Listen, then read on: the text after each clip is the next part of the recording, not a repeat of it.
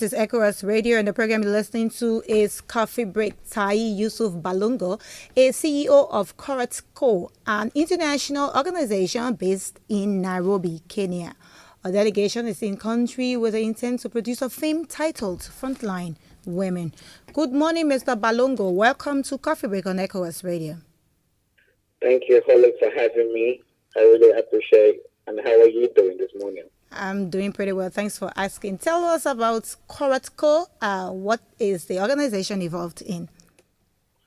The Co is a communication storytelling company, art-based company, organization based in Nairobi, Kenya. And our primary agenda is to be able to tell African stories that can uplift, motivate, and inspire other Africans across the world.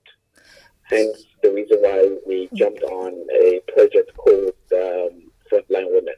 Okay, so tell us, why are you here? Why Liberia? First, I'm a West African myself, but I've been lost in the East for so long. But I'm glad to be back here. This is my first time here, and I'm here with the team. It's been an amazing journey. When we started thinking about how do we put a spotlight on women who have been doing amazing work within the peace building as well as peace mediation process. We do know that once we talk about peace building, peacemaking, and peace mediation, peace processing, peace agreement, whatever peace you want to call it, we only think about men. And we do know that for sure there are women who have been putting a lot of their efforts from starting from the home to the national level, in all ramifications, putting their heads on the line, putting their own resources as well as their time to just look for peace within the people. And we started this, and we actually looked at how do we reach out to a lot of people. The first thing that we did was to reach out to some of our network across the continent, women's organization across the continent, to say, can you please nominate someone within your country, within your grassroots community, nominate someone that has been doing amazing work, and that you really believe in them, and you really believe in the work that they do. Then Liberia was one of the countries that we actually lined up, simply because of the history of Liberia and how people are now, rising up from that sort of history and breaking boundaries. And here you are. When we had a lot of names across the continent, then Gwendolyn Myers' name came out. Gwendolyn, which I never knew about her work. I've been working on the continent in terms of youth, within the youth sector, within the continent for a very long time. And getting to know her and the type of work that she did was very exciting. And we had to. Just because people nominated them doesn't mean that we have to jump on them real quick. We had to vet them. We had to, do research on these people to see whether or not, they're just not a social media activist, but their work is also really rooted in their home. Okay. And Gwendolyn came out, and we also have another lady as well, who her name is Delphine Morris. But we were actually looking at one person by each country. Okay. But the story of Gwendolyn was also very powerful, and the work that she does with the young people. Okay. So we said, we have to. So you're saying the two names, Gwendolyn Myers as well as Delphine Moore, names came out. Both of them are from Liberia, but you specifically looking at Gwendolyn Myers' work here in Liberia. Yes. Okay. We are also putting a spotlight on the other lady as well, because she works with the older people. Gwendolyn works with the younger people, and it's just a very good mix, the type of work that they do. And tactics, approaches are also very different. She's a woman from, she's in her 40s. Gwendolyn, I guess perhaps she's still within her 20s.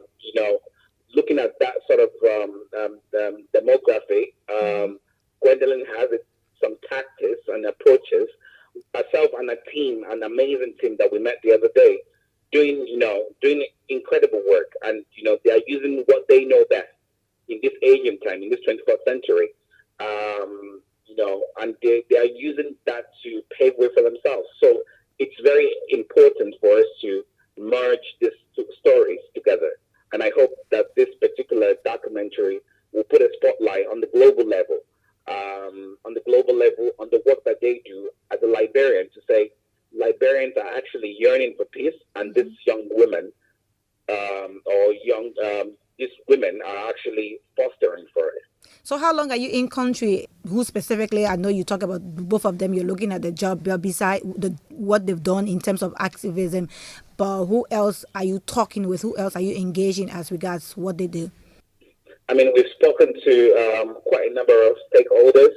We, in terms of Gwendolyn, I think we've spoken to some of our messengers. They call them messengers of peace. Yeah. These messengers, we've been able to talk to them. We've spoken to the Minister of Sport, Youth and Sports, Dexter, Honorable Dexter, and he's also put a spotlight on the work, acknowledge and validate the work that Gwendolyn is doing within certain communities and on the national level.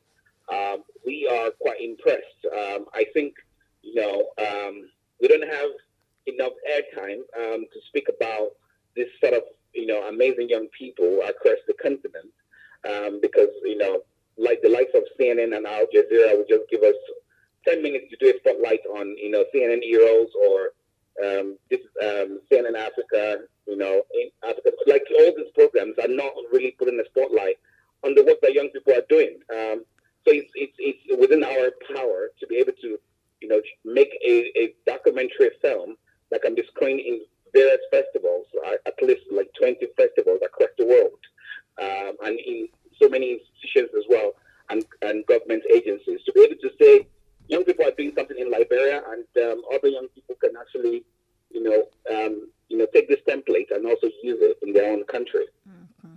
I heard that 7 young women have made the list of the top 7 advocates. Are you Absolutely. traveling in those 7 countries to do the documentary? Absolutely. Okay, we're going to go to all the 7 countries as well. Uh-huh. And Liberia was our first destination. So we still have 6 to go. But meanwhile, we added another country to it because we have a very strong story as well that just came to us. So it's going to be 8 countries and 8 women. Okay. So this is the first, and we have 7 more to go. Okay, so at the end of the film making, you said you want to showcase what women have been involved with in terms of peace building, peacemaking, and all of this stuff. At the end of it, after showcasing, what do you expect from the rest of Africa? I mean, we expect people to join in. There is a syndrome across the continent. People want to entice the donors. And enticing the donors means that you want to start a new project. Everybody wants to start a new project. And I think sometimes it's not about you starting, it's about you just joining. This is in our pursuit to profile these women. We're also telling people to also join the work that they are already doing. You don't need to start a new one. Just join in and support the work that these women are already doing. And, perhaps, teamwork creates a better impact. And, the African saying that if you go alone, you go fast. If you go together, you go far. So, it's very important that, young people across the continent who are, eagerly and anxiously wanting to be on the top. They also want to travel across the world. They also want to be in all those spaces. But calm down. What we're saying is calm down. You need to join a movement. You need to join somebody who have already started yet. Everybody has its own. Everybody has his own duty to play. So we're actually putting.